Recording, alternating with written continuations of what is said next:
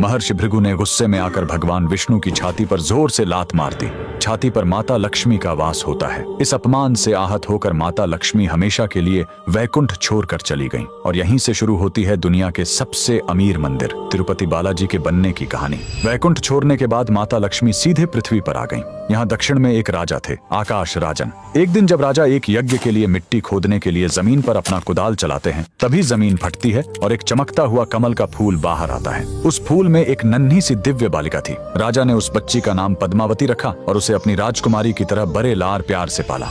उधर भगवान विष्णु माता लक्ष्मी के बिना बहुत उदास हो गए। उन्हें ढूंढते हुए वो धरती पर तिरुमाला की पहाड़ियों पर आ गए। माता के वियोग में वो इतने दुखी थे कि उन्होंने खाना पीना छोड़ दिया और एक चींटी के टीले के अंदर बैठकर गहरे ध्यान में चले गए। भगवान को भूखा देखकर एक गाय रोज उस चींटी के टीले पर जाती और अपना सारा दूध उसके अंदर गिरा देती थी। एक दिन गाय चराने वाले ने यह देख लिया।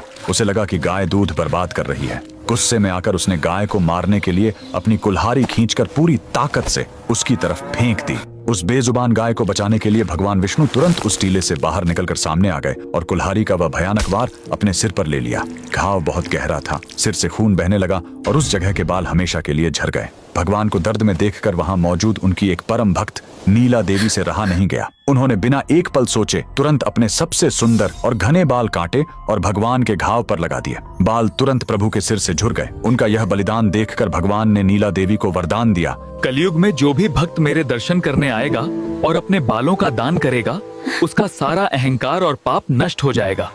बाद में भगवान विष्णु जो धरती पर श्रीनिवास के रूप में रह रहे थे, उनकी मुलाकात राजकुमारी पद्मावती से हुई और दोनों का विवाह तय हो गया। चूंकि पद्मावती एक बहुत बड़े राजा की बेटी थी, इसलिए एक शाही शादी की जरूरत थी।